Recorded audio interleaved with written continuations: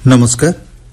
आकाशवाणी कटक आंचलिक संवाद पढ़ुछंती सत्यव्रत बेहुरा। मुख्य संवाद। बीजेपी वरिष्ठ नेता नितिन गडकरी एवं हिमंत बिश्व शर्मा राज्य में दलीय निर्वाचन प्रचार में सामिल। मुख्यमंत्री नवीन पट्टनायक द्वितीय थर पर गंजाम जिले में दलीय प्रार्थी सपक्ष में कले प्रचार। बीजेपी वरिष्ठ नेता तथा प्रधानमंत्री नरेंद्र मोदी चलित मासरे द्वितीय थर पर राज्य में करेंगे निर्वाचन प्रचार एवं कालबैशाखी प्रभाव में तापमात्रा ह्रास 1901 मसीहा परठारु गत एप्रिल मास थिला सबुठारु उत्तप्त। बीजेपी वरिष्ठ नेता तथा केन्द्रमंत्री नितिन गडकरी ओडिशा गस्तर निर्वाचन प्रचार में आसी आज पुरी श्रीमंदिर में श्रीजीउ मानक दर्शन करिसेंति। पुरी लोकसभा प्रार्थी संबित पात्र एवं विधायक जयंत कुमार षडंगी और दलीय नेता सह श्री गडकरी श्रीमंदिर जाई श्रीजीउ आशीर्वाद लाभ करथिले। आज अपराह 3टारे श्री गडकरी कृष्ण प्रसाद 4 छकठारे स्वतंत्र निर्वाचन सभारे जोगदेवे। परे अपराह 4:15 से पिपिलीठारे एक जनसभा को संबोधित करने सह दलीय प्रार्थी सपक्ष में प्रचार करिवार कार्यक्रम रही। आसाम मुख्यमंत्री हिमंत बिश्व शर्मा आज मालकानगिरी जिला कालीमेलार आयोजित विजय संकल्प समावेश में जोगदे बीजेपी प्रार्थी सपक्ष में प्रचार करिसेंति। एही अवसर में से केन्द्र सरकार विभिन्न जनकल्याणकारी योजना संपर्क में कहिथिले। विशेषकर बंगीय शिक्षक अभाव पूरण सह लोकंक समस्त अभाव सुविधा पूरण पर बीजेपी को भोट देवाकू से निवेदन करथिले। परे श्री विश्व शर्मा चित्रकोंडा निर्वाचन मंडली माथिली ग्राम अनुष्ठित संकल्प समावेश में जोगदे उद्बोधन देइथिले।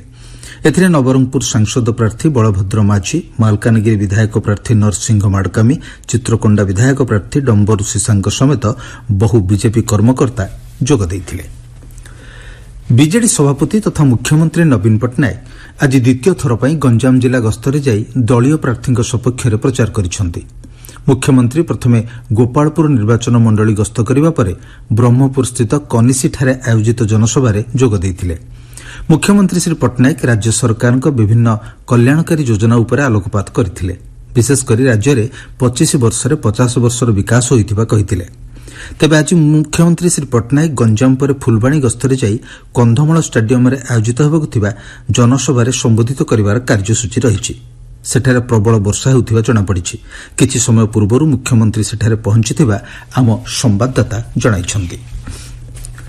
बीजेपी वरिष्ठ नेता तथा प्रधानमंत्री नरेंद्र मोदी आसंताकाली 2 दिनिया ओडिशा गस्तरे आसी भुवनेश्वरठारे एक रोड शो कार्यक्रम में जोगदेवे। Shri Modi road show Master Canteen छकरू बाणी विहार पर्यंत अनुष्ठित हेबो। एथिपाई कमिशनरेट पुलिस पक्षरु 50 प्लाटून पुलिस फोर्स व्यवस्था करा जायथिबा बेले एथिरे 350 जन पुलिस अधिकारी मुतयन हेबे। आसंता काली और 11 तारिख रे प्रधानमंत्री भुवनेश्वर रोड शो एवं कंधमाल, बरगड़ और बलांगीर सभास्थल को नो फ्लाइंग जोन घोषणा करा जायछि। राज्य में लोकसभा और विधानसभा निर्वाचन निमंते आउ अल्प दिन बाकी थिबा बेले केंद्रीय नेतामाने निर्वाचन प्रचार पई ओडिशा गस्तरे आसुछन्ति। एही क्रम में आसंता 14 तारिख रे कांग्रेस अध्यक्ष मल्लिकार्जुन खड़गे फुलबाणी गस्त करिवार कार्यक्रम रहिछि। राज्य कांग्रेस सूचना अनुसार श्री खड़गे फुलबाणी रे निर्वाचन सभा जोगदे संबोधित करिवे। सूचनायोग्य कंधमाल जिले में आसंता 20 तारिख रे मतदान अनुष्ठित हेबो। आपण माने आंचलिक संवाद सुनुछन्ति आकाशवाणी कटक केन्द्ररू। निर्वाचन कमिशन पक्षरु लोकसभा और विधानसभा निर्वाचन निमंते विज्ञप्ति प्रकाश पाइबा परे गंजाम जिले में 2टी लोकसभा और 13टी विधानसभा आसन पर प्रार्थीपत्र दाखल प्रक्रिया शेष होईछि। एही प्रक्रिया राज्यर 3टी प्रमुख दल बीजेडी, बीजेपी और कांग्रेस पक्षरु जोरदार राजनैतिक प्रस्तुति आरंभ होईछि। निर्वाचन संपर्कित तथ्य को नहीं वरिष्ठ सांबादिक विभूतिभूषण त्रिपाठी एक रिपोर्ट। गंजाम जिलार ब्रह्मपुर और आसिका लोकसभा एवं एथिरे रहिथिबा 13 गोटी विधानसभा निर्वाचन निमंते विभिन्न दलर हेवीवेट नेता माने पुला पुला प्रतिश्रुति सहित घन घन प्रचार चलाइछन्ति। राज्य राजनीति रे गंजाम जिला चर्चार विषय पलटिछि। एठारे 2 गोटी लोकसभा और 13 गोटी विधानसभा निर्वाचन मंडल केवल सानखमुंडी निर्वाचन मंडली को छाड़देले बीजेडी दुर्ग भाव में रही आसी। ଆସିକା ଲୋକସଭା ଅନ୍ତର୍ଗତ ହିଞ୍ଜିଳି ବିଧାନସଭା ନିର୍ବାଚନ ମଣ୍ଡଳୀରୁ ଖୋଦ ମୁଖ୍ୟମନ୍ତ୍ରୀ ନବୀନ ପଟ୍ଟନାୟକ ଷଷ୍ଠ ଥର ପାଇଁ ପ୍ରାର୍ଥୀ ଭାବରେ ରହିଛନ୍ତି। ଏହି ନିର୍ବାଚନ ମଣ୍ଡଳୀରୁ ମୁଖ୍ୟମନ୍ତ୍ରୀ ପ୍ରଚାର କାର୍ଯ୍ୟ ଆରମ୍ଭ କରିଥିବା ବେଳେ ଆଜି ପୁଣି ବ୍ରହ୍ମପୁର କନିସିଠାରେ ଆୟୋଜିତ ପ୍ରଚାର ସଭାରେ ବିଜେଡିର ବିଭିନ୍ନ ଯୋଜନା ସମ୍ପର୍କରେ ଲୋକମାନଙ୍କୁ ଅବଗତ କରାଇ ଭୋଟର ଆଶୀର୍ବାଦ ଭିକ୍ଷା କରିଛନ୍ତି। ସେହିପରି ହିଞ୍ଜିଳି ନିର୍ବାଚନ ମଣ୍ଡଳୀରେ ବିଜେଡିକୁ ପ୍ରତିଦ୍ୱନ୍ଦିତା କରି ବିଜେପି ପ୍ରାର୍ଥୀ ଭାବରେ ଶିଶିର କୁମାର ମିଶ୍ର ଜୋରଦାର ପ୍ରଚାର ଚଳାଇ ବିଜୟ ଲକ୍ଷ୍ୟରେ ଲାଗିପଡ଼ିଛନ୍ତି। କଂଗ୍ରେସ ମଧ୍ୟ ରଜନୀକାନ୍ତ ପାଢ଼ୀଙ୍କୁ ପ୍ରାର୍ଥୀ କରିଛି। ଜିଲ୍ଲାରେ ରହିଥିବା ଏକମାତ୍ର କଂଗ୍ରେସ ବିଧାୟକ ରମେଶ ଚନ୍ଦ୍ର ଜେନା ପୁନର୍ବାର ସାନଖେମୁଣ୍ଡି ଆସନରୁ ପ୍ରାର୍ଥୀ ହୋଇଛନ୍ତି। ତାଙ୍କ ପ୍ରତି ଲୋକମାନଙ୍କର ଆସ୍ଥା ବିଶ୍ୱାସ ଭରସାରୁ ପୁଣି ବିଜୟ ହେବା ପାଇଁ ଦୃଢ଼ ଆଶା ରଖିଛନ୍ତି। ଏଠି ବିଜେଡି ପକ୍ଷରୁ ସୁଲକ୍ଷଣା ଗୀତାଞ୍ଜଳି ଦେବୀ ପ୍ରାର୍ଥିନୀ ହୋଇଥିବା ବେଳେ ଉତ୍ତମ କୁମାର ପାଣିଗ୍ରାହୀ ବିଜେପି ଦଳରୁ ପ୍ରାର୍ଥୀ ଭାବରେ ଏହି ନିର୍ବାଚନ ମଇଦାନରେ ପ୍ରଚାର ଚଳାଇଛନ୍ତି। ଗଞ୍ଜାମ ଜିଲ୍ଲାର ଆକାଶବାଣୀ ସମ୍ବାଦଦାତା ବିଭୂତି ଭୂଷଣ ତ୍ରିପାଠୀ। ପବିତ୍ର ଅକ୍ଷୟ ତୃତୀୟା ଅବସରରେ ଆସନ୍ତାକାଲି ବିଶ୍ୱପ୍ରସିଦ୍ଧ ରଥଯାତ୍ରା ପାଇଁ ରଥ ନିର୍ମାଣ କାର୍ଯ୍ୟ ଅନୁକୂଳ ହେବା ସହ 21 ଦିନ ବ୍ୟାପୀ ବାହାର ଚନ୍ଦନଯାତ୍ରା ଆରମ୍ଭ ହେବ। ଅକ୍ଷୟ ତୃତୀୟା ପାଇଁ ଶ୍ରୀମନ୍ଦିର ପ୍ରଶାସନ ପକ୍ଷରୁ ସମସ୍ତ କାର୍ଯ୍ୟ ଚୂଡ଼ାନ୍ତ ପର୍ଯ୍ୟାୟରେ ପହଞ୍ଚିଛି। ଚନ୍ଦନଯାତ୍ରା ପାଇଁ ମହାପ୍ରଭୁଙ୍କ ଚଳନ୍ତି ପ୍ରତିମା ମଦନମୋହନ, ଭୂଦେବୀ, ଶ୍ରୀଦେବୀ ଏବଂ ଶ୍ରୀକ୍ଷେତ୍ରର ପଞ୍ଚମହାଦେବ ନରେନ୍ଦ୍ର ପୁଷ୍କରିଣୀରେ ଚାପ ଖେଳିବେ। ଲୋକସଭା ନିର୍ବାଚନର ପଞ୍ଚମ ପର୍ଯ୍ୟାୟରେ 8ଟି ରାଜ୍ୟ ଓ କେନ୍ଦ୍ରଶାସିତ ଅଞ୍ଚଳର 49ଟି ଲୋକସଭା ଆସନ ନିମନ୍ତେ ମେ 20 ତାରିଖରେ ମତଦାନ ହେବ। ଏହି ପର୍ଯ୍ୟାୟରେ ମୋଟ 695 ଜଣ ପ୍ରାର୍ଥୀ ପ୍ରତିଦ୍ୱନ୍ଦିତା କରୁଛନ୍ତି। ଏହି ପର୍ଯ୍ୟାୟ ପାଇଁ ମୋଟ 1586ଟି ପ୍ରାର୍ଥୀପତ୍ର ମଧ୍ୟରୁ 749ଟି ପ୍ରାର୍ଥୀପତ୍ର ନାକଚ ହୋଇଯାଇଥିଲା। ଏଥିରେ 749ଟି ପ୍ରାର୍ଥୀପତ୍ର ମଧ୍ୟରୁ 54 ଜଣ ସେମାନଙ୍କ ପ୍ରାର୍ଥୀପତ୍ର ପ୍ରତ୍ୟାହାର କରିବା ପରେ ନିର୍ବାଚନ ରଣାଙ୍ଗନରେ 695 ଜଣ ପ୍ରାର୍ଥୀ ପ୍ରତିଦ୍ୱନ୍ଦିତା କରିବେ। ସୂଚନା ଅନୁଯାୟୀ ମହାରାଷ୍ଟ୍ରରୁ ସର୍ବାଧିକ 264 ଜଣ ପ୍ରାର୍ଥୀ ପ୍ରତିଦ୍ୱନ୍ଦିତା କରୁଥିବା ବେଳେ ଲଦାଖରୁ ମାତ୍ର 3 ଜଣ ପ୍ରାର୍ଥୀ ପ୍ରତିଦ୍ୱନ୍ଦିତା କରୁଛନ୍ତି। ଏହି ପର୍ଯ୍ୟାୟରେ ଓଡ଼ିଶାର 5ଟି ଲୋକସଭା ଆସନ ପାଇଁ ମତଦାନ ହେବ। ସେହି ଆସନଗୁଡ଼ିକ ହେଉଛି ବରଗଡ଼, ସୁନ୍ଦରଗଡ଼, ବଲାଙ୍ଗୀର, କନ୍ଧମାଳ ଏବଂ ଆସ୍କା।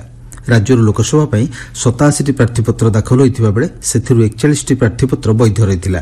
ଜଣେ ପ୍ରାର୍ଥୀପତ୍ର ପ୍ରତ୍ୟାହାର କରିବା ପରେ ଏବେ ନିର୍ବାଚନରେ 40 ଜଣ ପ୍ରତିଦ୍ୱନ୍ଦିତା କରୁଛନ୍ତି। ଏହି ପର୍ଯ୍ୟାୟରେ ରାଜ୍ୟର 35ଟି ବିଧାନସଭା ଆସନ ପାଇଁ ମଧ୍ୟ ମତଦାନ ଅନୁଷ୍ଠିତ ହେବ। ରାଜ୍ୟରେ ଚତୁର୍ଥ ତଥା ଦେଶରେ ସପ୍ତମ ପର୍ଯ୍ୟାୟ ନିର୍ବାଚନ ପାଇଁ ପ୍ରାର୍ଥୀପତ୍ର ଦାଖଲ ପ୍ରକ୍ରିୟା ଜାରି ରହିଛି।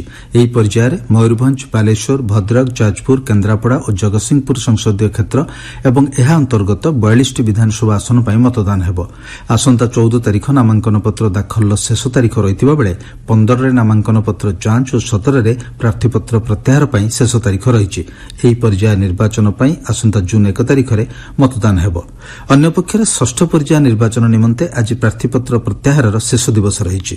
ଏହି ପର୍ଯ୍ୟାୟରେ 6ଟି ଲୋକସଭା ଆସନ ସମ୍ବଲପୁର, କେନ୍ଦୁଝର, ଢେଙ୍କାନାଳ, କଟକ, ପୁରୀ ଏବଂ ଭୁବନେଶ୍ୱର ଲୋକସଭା ଆସନ ଓ ଏହା ଅନ୍ତର୍ଗତ 42ଟି ବିଧାନସଭା ଆସନ ପାଇଁ ଚଳିତ ମାସ 25 ତାରିଖରେ ମତଦାନ ଅନୁଷ୍ଠିତ ହେବ। ଏହି ପର୍ଯ୍ୟାୟରେ ପ୍ରାର୍ଥୀପତ୍ର ଯାଞ୍ଚ ପରେ ସମ୍ବଲପୁର ଲୋକସଭା ଆସନ ପାଇଁ 28 ଜଣଙ୍କ ନାମାଙ୍କନପତ୍ର କାଏମ ରହିଥିବା ବେଳେ କେନ୍ଦୁଝରରେ 18, ଢେଙ୍କାନାଳରେ 18, କଟକରେ 20, ପୁରୀରେ 17 ଏବଂ ଭୁବନେଶ୍ୱରରେ 18 ଜଣଙ୍କ ପ୍ରାର୍ଥୀପତ୍ର କାଏମ ରହିଛି। ଆଗାମୀ ସାଧାରଣ ନିର୍ବାଚନରେ ବିଭିନ୍ନ ରାଜନୈତିକ ଦଳଗୁଡ଼ିକ ପକ୍ଷରୁ ଆକାଶବାଣୀ ଜରିଆରେ ସେମାନଙ୍କର ଦଳର ଆଭିମୁଖ୍ୟ ସମ୍ବନ୍ଧରେ ପ୍ରସାରଣ କରାଯାଉଛି। ସେଥିପାଇଁ ଆସନ୍ତାକାଲି ମଧ୍ୟାହ୍ନ ଆଞ୍ଚଳିକ ସମ୍ବାଦ ସମୟରେ ପରିବର୍ତ୍ତନ କରାଯାଇଛି। ଦିନ 2:32 ପ୍ରସାରିତ ହେଉଥିବା ଆଞ୍ଚଳିକ ସମ୍ବାଦ ଅପରାହ୍ନ 4ଟାରେ ପ୍ରସାରଣ କରାଯିବ। କାଳବୈଶାଖୀ ଯୋଗୁଁ ରାଜ୍ୟରେ ବିଭିନ୍ନ ସ୍ଥାନରେ ତାପମାତ୍ରାରେ ସାମାନ୍ୟ ହ୍ରାସ ପାଇଛି। ଉପକୂଳ ଓଡ଼ିଶା ସମେତ ପଶ୍ଚିମ ଏବଂ ମଧ୍ୟଭାଗରେ ଝଡ଼ବର୍ଷା ହୋଇଥିବା ସମ୍ବାଦ ଆମର ହସ୍ତଗତ ହୋଇଛି। ଆସନ୍ତା 4 ଦିନ ପର୍ଯ୍ୟନ୍ତ କାଳବୈଶାଖୀର ପ୍ରଭାବ ରହିବ ଏବଂ ଦିନ ତାପମାତ୍ରାରେ ବିଶେଷ ବୃଦ୍ଧି ପାଇବ ନାହିଁ ବୋଲି ଭୁବନେଶ୍ୱରସ୍ଥିତ ପାଣିପାଗ ବିଜ୍ଞାନ କେନ୍ଦ୍ର ପକ୍ଷରୁ ପୂର୍ବାନୁମାନ କରାଯାଇଛି। ବିଭାଗର ସୂଚନା ଅନୁସାରେ 1901 ମସିହା ପରଠାରୁ ଗତ ଏପ୍ରିଲ ମାସ ସବୁଠାରୁ ଉତ୍ତପ୍ତ ଥିଲା। ଦକ୍ଷିଣ ଭାରତ ଓ ଦକ୍ଷିଣ ପୂର୍ବ ଭାରତରେ ଉତ୍ତାପ ଯୋଗୁଁ ସାଧାରଣ ଜୀବନଯାତ୍ରା ବ୍ୟାହତ ହୋଇଥିଲା। ମୁଖ୍ୟ ସମ୍ବାଦ ପୁଣିଥରେ। ବିଜେପିର ବରିଷ୍ଠ ନେତା ନୀତିନ ଗଡ଼କରୀ ଏବଂ ହିମନ୍ତ ବିଶ୍ୱ ଶର୍ମା ରାଜ୍ୟରେ ଦଳୀୟ ନିର୍ବାଚନ ପ୍ରଚାରରେ ସାମିଲ। ମୁଖ୍ୟମନ୍ତ୍ରୀ ନବୀନ ପଟ୍ଟନାୟକ ଦ୍ୱିତୀୟ ଥର ପାଇଁ ଗଞ୍ଜାମ ଜିଲ୍ଲାରେ ଦଳୀୟ ପ୍ରାର୍ଥୀଙ୍କ ସପକ୍ଷରେ କଲେ ପ୍ରଚାର। ବିଜେପିର ବରିଷ୍ଠ ନେତା ତଥା ପ୍ରଧାନମନ୍ତ୍ରୀ ନରେନ୍ଦ୍ର ମୋଦି ଚଳିତ ମାସରେ ଦ୍ୱିତୀୟ ଥର ପାଇଁ ରାଜ୍ୟରେ କରିବେ ନିର୍ବାଚନ ପ୍ରଚାର ଏବଂ କାଳବୈଶାଖୀ ପ୍ରଭାବରେ ତାପମାତ୍ରା ହ୍ରାସ 1901 ମସିହା ପରଠାରୁ ଗତ ଏପ୍ରିଲ ମାସ ଥିଲା ସବୁଠାରୁ ଉତ୍ତପ୍ତ। ଆଞ୍ଚଳିକ ସମ୍ବାଦ ବର୍ତ୍ତମାନ ପାଇଁ ଏତିକି। ପରବର୍ତ୍ତୀ